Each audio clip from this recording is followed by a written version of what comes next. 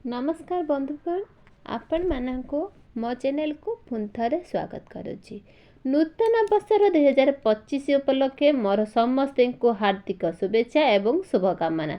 तेबे बंधु मैंने आज भिडियोटी कर्कट राशि व्यक्तिशेष मान बहुत गुरुत्वपूर्ण अटे, बहुत खास अटे। जदि आपणकर कर्कट राशि होता है तेबे भिडियोटी को स्किप न करी थरे मात्र शेष पर्यंत निश्चित देखंतु।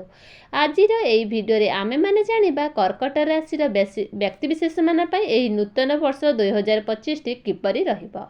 बंधु मैंने आम समस्त मनरे यही उत्कंठा रही जे आसवाक जाउथुबा नूतन वर्षटी आम मानक पई किपरि रहिबो। एही नूतन वर्षरे आम जीवन रे केउ भली परिवर्तन आसीबो, केउ सब घटना घटिबो। आम व्यापार वाणिज्य, आमर आय व्यय, स्वास्थ्य, शिक्षा, भाग्य, क्यारियर एवं वैवाहिक जीवन, प्रेम जीवन ए नूतन वर्षरे किपरि कटिबो। तो तेबे बंधु माने आज भिडियो समस्त विषय आम आज विस्तार रूप से आलोचना करबा। कर्कट राशि व्यक्तिशेष मानक पई 2024 मसीहा जाई 2025 मसीहाटी किपरि रहिबो, आसंतु से विषय आम आज आलोचना करबा। कर्कट राशि वार्षिक राशिफल पर आलोचना करबा। कारण नूतन वर्ष 2025 मसीहाटी अन्य वर्ष पर एक साधारण नुहे, कारण एही वर्ष रे 4टी ग्रहंकर राशि परिवर्तन होबाक जाउछि, जहाँकि एक महासंजक अटे। शनि, राहु, केतु एवं देवगुरु बृहस्पति एही 2025 मसीह निजर राशि परिवर्तन करिवे एवं एही 4 गोटी प्रमुख राशि ग्रह मानकर केउ माने प्रभाव आपण जीवन उपरे पकाइब से विषय आम आज विस्तार रूप से आलोचना करबा। तो बंधु माने तेबे जदि आपणकर कर्कट राशि होता है तेबे भिडियोटी को लाइक करे चैनल टी को सब्सक्राइब करदेवे एवं कमेंट बॉक्स रे भक्ति श्रद्धार सहित जय श्री जगन्नाथ निश्चित लिखिबे। तेबे बंधु माने कर्कट राशि व्यक्तिशेष मानक पई आसीबाकू जाउथुबा एही नूतन वर्षर 2025 अत्यंत शुभ होबाकू जाउची, कारण शनि, राहु एवं केतु बृहस्पतिंकर शुभ दृष्टि आपणक उपरे पड़िबाकू जाउची। तेबे बंधु माने एही वर्ष जो महासंजक घटिबाकू जाउची ता अन्य वर्ष गुड़िक होई न थाए, कारण शनिदेव प्रत्येक 2.5 वर्ष को थरे निजर राशि परिवर्तन करिथांती। राहु एवं केतु प्रत्येक 1.5 वर्ष रे निजर राशि परिवर्तन करिथांती। देवगुरु बृहस्पति प्रत्येक 1 मास रे निजर राशि परिवर्तन करिथांती। एही वर्ष एही 4टी ग्रहंकर राशि परिवर्तन होबाकू जाउछि। तो 4टी ग्रहंकर राशि परिवर्तन प्रभाव आपणक जीवन उपरे कौ प्रकार प्रभाव पकाइबो, केपरि आपणको यार शुभ फल प्राप्ति हेबो ना अशुभ फल प्राप्ति हेबो, ए समस्त विषय आम आज भिडियो रे आलोचना करबा।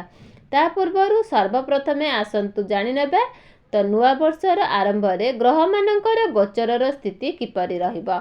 नुआ वर्ष आरंभर प्रथम 4 मास देवगुरु बृहस्पति आपणकर वृष राशि रे रहिबे, आपणकर एकादश भाव रे ही रहिबे। 15 मई 2025 को बृहस्पति आपणकर द्वादश भाव को ही चलन करेंगे। शनि 29 मार्च 2025 रे मीन राशि को गोचर करेंगे, आपणकर नवम भाव रे गोचर करेंगे। राहु 19 मई 2025 रे कुंभ राशि रे गोचर करेंगे, आपणकर अष्टम भाव रे गोचर करेंगे एवं केतु सिंह राशि रे आपणकर द्वितीय भाव रे गोचर करेंगे। बंधु माने शनिदेव होउचନ୍ତି कर्म फलदाता, न्याय फलदाता। शनिदेव है न्यायर दाता बोली कह जाए। देवगुरु बृहस्पति आशीर्वाद प्रदान करिथांती, तेणु वर्षर आरंभरू 4 मास आपणक अत्यंत शुभमय रहिबो। विवाह एवं संतान पाई मध्य जुग बनुअछि। जो मानकर विवाह होई पारु नथिला एही नूतन वर्षर 2025 रे सेमानकर विवाह होई जिवो। आपणक पाई विवाह प्रस्ताव आसी पारे। जो माने संतानर कामना करथिले सेमानकु संतान सुख मध्य प्राप्ति हेबो। एहा सहित आपण जे कोनोसी कार्य निजर बुद्धि एवं विवेक खटाई कार्य करछंती, निजर आत्मविश्वास सह काम करुथांती, सेफ्थिरे मध्य आपणको सफलता मिलेबा। 15 मई 2025 रे बृहस्पति मिथुन राशि रे चलन करेंगे, जहाँफल रे आपणकर घर, जमी, प्रॉपर्टी एवं गाड़ी मोटर आदि किणाकिणी करि पारंती। एही जुगटी बृहस्पतिंकर गोचर स्थिति पई अनुचित। तो तेबे आसतु जाने 2025 मसीहा आपणकर आर्थिक स्थिति किपरि रहिबो। तो आर्थिक दृष्टि देखा गले आपण 2025 मसीहा प्रथम मासरे बहुत शानदार रहिबो। धन रोजगार करिबारे आपणकर सुजोग प्राप्ति हेबो। आपणकर आर्थिक स्थिति मध्य मजबूत रहिबो एवं अलग अलग मार्गरू आपणकर धन रोजगार करने सुजोग मिल पारे।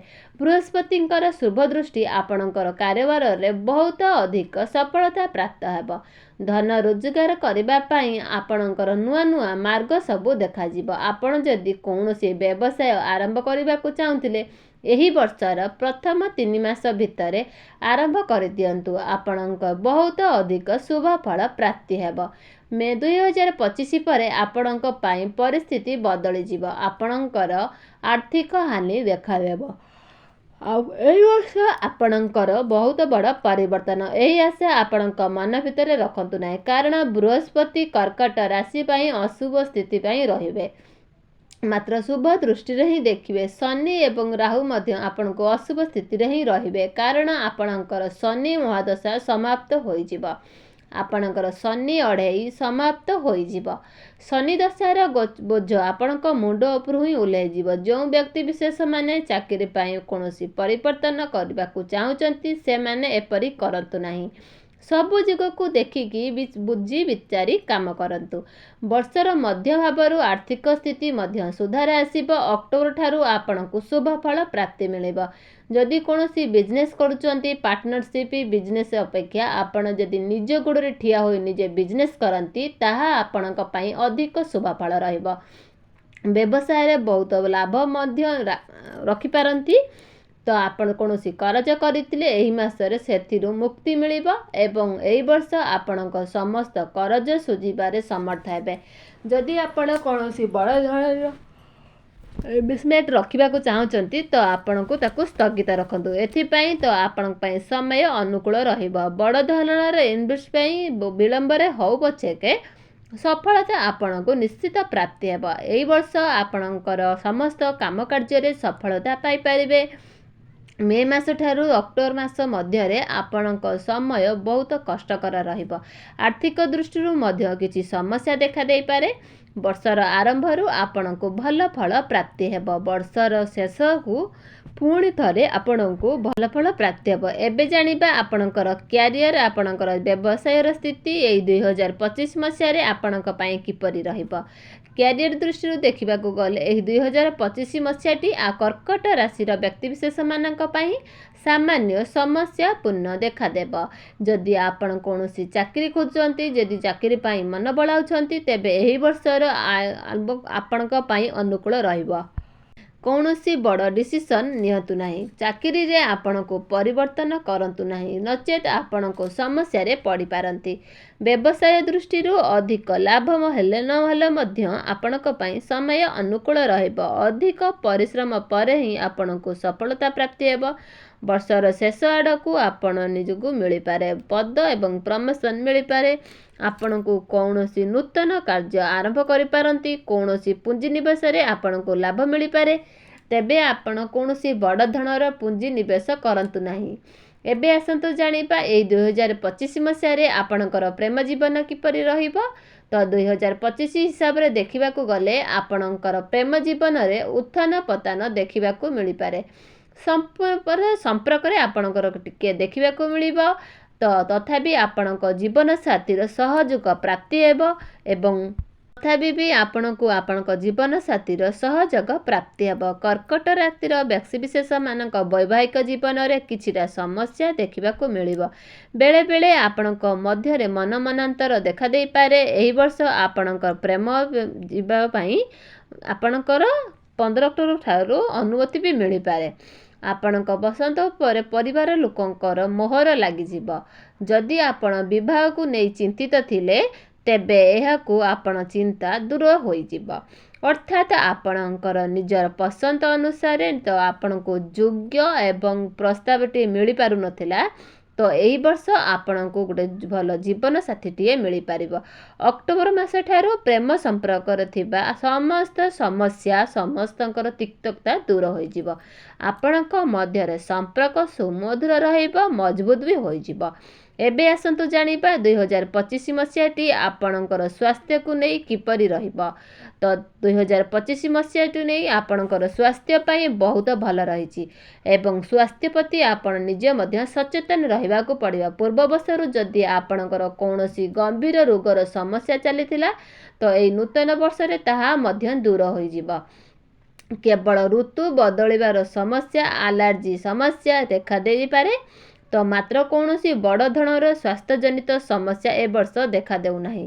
ତେବେ ବନ୍ଧୁମାନେ, ଯଦି ପ୍ରତ୍ୟେକ ସୋମବାର ଦିନ ଗଙ୍ଗା ଜଳରେ ମହୁ ମିଶାଇ ଶିବଙ୍କୁ ହବିଷ କରାନ୍ତି ତେବେ ଆପଣଙ୍କ ଶିକ୍ଷାରେ ଉନ୍ନତି ଆସିବ। ଏହି ବର୍ଷ ଆପଣଙ୍କର କାର୍ଯ୍ୟକ୍ଷେତ୍ରରେ ତର୍କ ବିତର୍କ କରନ୍ତୁ ନାହିଁ, ଅଜନ୍ତୁ ଆଗ୍ରମେଣ୍ଟ କାହା ସହିତ କରନ୍ତୁ ନାହିଁ।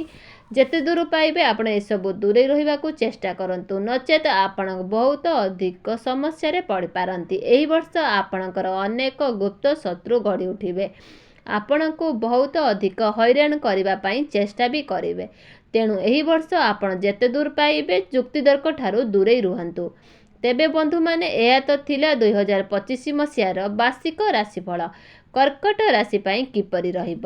ତେବେ ଅଧିକ ଶୁଭ ଫଳ ପ୍ରାପ୍ତି କରିବା ପାଇଁ ଆପଣ ପ୍ରତ୍ୟେକ ଦିନ ମହାଦେବଙ୍କର ଆରାଧନା କରନ୍ତୁ। ପ୍ରତ୍ୟେକ ସୋମବାର ଦିନ ଭଗବାନ ଶିବ ଶଙ୍କରଙ୍କୁ ଗଙ୍ଗା ଜଳରେ ଅଭିଷେକ କରାନ୍ତୁ ଏବଂ ପ୍ରତ୍ୟେକ ପୂର୍ଣ୍ଣିମା ଦିନ ଚନ୍ଦ୍ରମାଙ୍କର ଦର୍ଶନ କରାନ୍ତୁ। ଆପଣଙ୍କୁ ଶୁଭ ଫଳ ପ୍ରାପ୍ତି ହେବ ଏବଂ ଏହି ବର୍ଷରେ ଆଶୁଭତ ଅଶୁଭତ ମଧ୍ୟ ଖଣ୍ଡନ ହୋଇଯିବ।